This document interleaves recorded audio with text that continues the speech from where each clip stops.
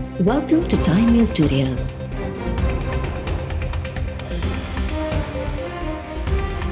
You are watching 2 p.m. Bulletin.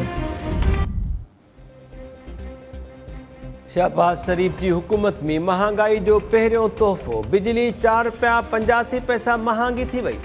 NEPRA J notification में चयो वियो आहे त फेबरवरी महीने जे फ्यूल एडजस्टमेंट जे बद में बिजली जे अघनि में वाधा कई वई आहे। नवां अघ अप्रैल महीने जे बिल्स ते लागू थींदा। कराची वासी बिजली जे अघनि में वाध खां आजा करार।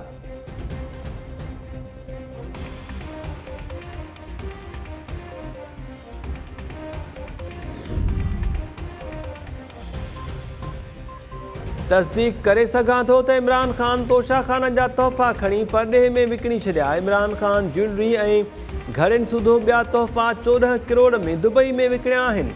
वज़ीर आज़म शहबाज शरीफ सहाफ़ियुनि सां ॻाल्हि ॿोल दौरान चयो आहे त मौजूदा हुकूमत में का बि इंतिकामी कार्रवाई न कई वेंदी।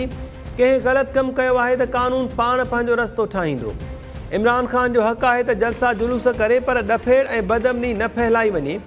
असेंबलीअ में इस्तीफ़ा ॾियणु PTI जो हक़ आहे। ऐवान कमु जारी रखंदो। IMF जा शर्त सख़्त आहिनि पर मजबूरीअ में वञणो पवंदो।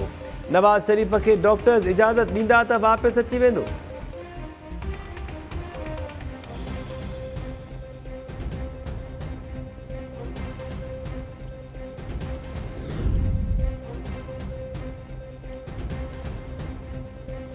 शहबाज शरीफ जे वज़ीर आज़म तौर हलफ़ खे 4 ॾींहं गुज़रण बावजूदि काबीना ॾींहुं जोड़जक न थी सघी। वज़ीर आज़म तरफ़ां काबीना ॾींहुं जोड़जक ते सलाह मशवरनि जे लाइ PDM में शामिल पार्टीज़ खे अॼु इफ़्तार डिनर जी दावत। हुकूमती ज़रियनि जो चवणु आहे त वज़ीर आज़म तरफ़ां इत्तेहादियुनि सां सलाह मशवरनि बैदि काबीना ॾींहुं जोड़जक खे हतमी शक्ल ॾिनी वेंदी। बिलावल भुट्टो ज़रदारी परॾेही खातो संभालण ते राज़ी थी वियो।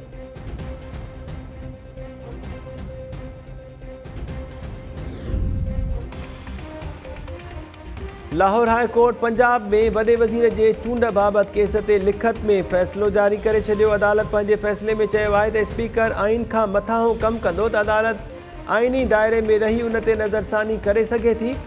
आर्टिकल 69 स्पीकर जी अहिड़ी कंहिं बि रूलिंग खे तहफ़ुज़ नथो ॾिए जेका इख़्तियारनि जो नाजाइज़ इस्तेमालु कंदे ॾिनी वई हुजे। अदालत 13 अप्रैल ते फ़ैसिलो ॾिनो त 16 अप्रैल ते पंजाब जे वॾे वज़ीर जी चूंड थींदी ऐं डेप्यूटी स्पीकर इजलास जी सदारत कंदो।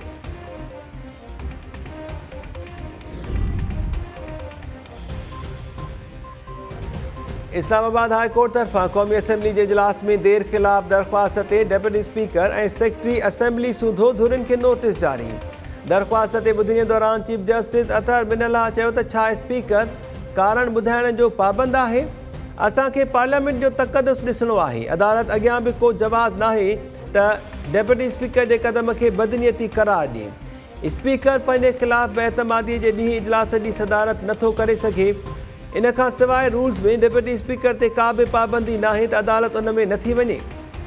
अदालत पार्लियामेंट जे अंदरूनी मामलनि में छो पवी। इजलास कुझु ॾींहं देरि सां घुरायो वियो त कहिड़ो फ़र्क़ु पवंदो। अदालत ॿुधणी 22 अप्रैल ताईं मुलतवी कंदे धुरियुनि खां जवाबु तलब करे वरितो।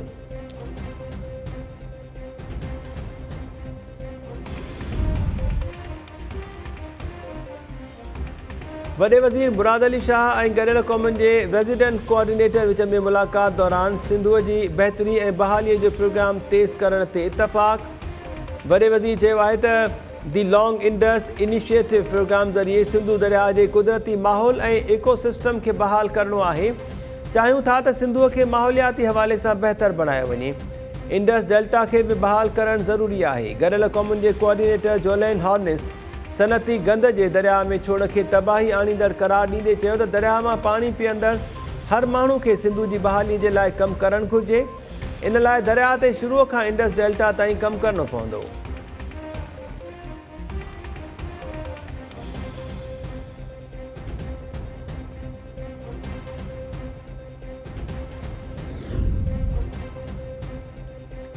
रावती भरिसां ज़रई ज़मीन ते वियल 2 ॻोठाणा मुबैना अगवा। ॻोठ बागो ड्रहो में अणॼातल हथियारबंद नज़ीर कोश ऐं इस्माइल चन्नो खे अगवा करे विया। हथियारबंद अॻिते वञी हिक ॼणे नज़ीर कोश खे छॾे ॾिनो ऐं इस्माइल चन्नो खे पाण सां गॾु खणी विया। नज़ीर कोश जो चवणु आहे त हथियारबंद खेनि कचे तरफ़ वठी विया हुआ। वारिसनि तरफ़ां इतलाह ॾियण बावजूदि पुलिस मुखबी जी बाजाबी जे लाइ कख भञी बीणो न कयो।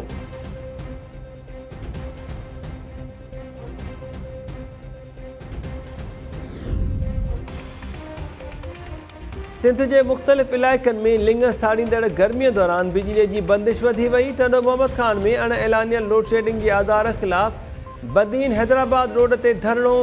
सेवणवासी भी कलाकनि जा कलाक लोड शेडिंग खां बेज़ार थी रस्तनि ते निकिरी आया। हेस्को ऑफिस अॻियां मुज़ाहिरे दौरान बिजली की बिना जवाज़ बंदिश ख़त्म करण जो मुतालबो।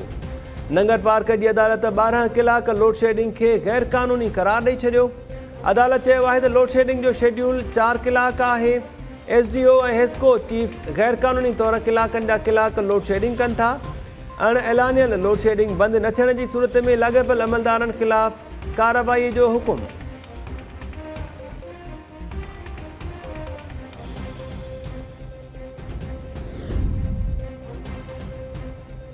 हैदराबाद सिविल अस्पताल में अणॼातल माण्हू नौजवान के बेहोशी की हालत में छॾे विया। अस्पताल इंतज़ामिया जो चवणु आहे त नौजवान के राति देर सां एमरजेंसी वार्ड में दाख़िल कयो वियो। उन खां पोइ वटसि केर बि न आयो। नौजवान ज़ख़्मी आहे ऐं ज़हरीली शइ वापराइण सबबि लगातार बेहोश आहे। नौजवान के जिस्म ते तेज़ धार के औज़ार जा निशान आहिनि।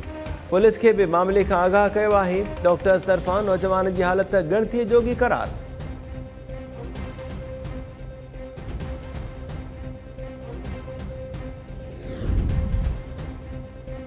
हफ़्त ज़ुबान शाइर सचल सरमस्त जी 201 सालियाने उर्स जूं गैर सरकारी तकरीबूं शुरू। दराजा शरीफ में मेले के मौके ते पांधियरनि की आमद जारी। वॾे वज़ीर तरफ़ां सचल की मज़ार ते चादर चाढ़े सरकारी तकरीबुनि जो इफ़्तिताह करण जा इम्कान। उर्स के मौके ते सिक्योरिटी जा गैर मामूली इंतज़ाम।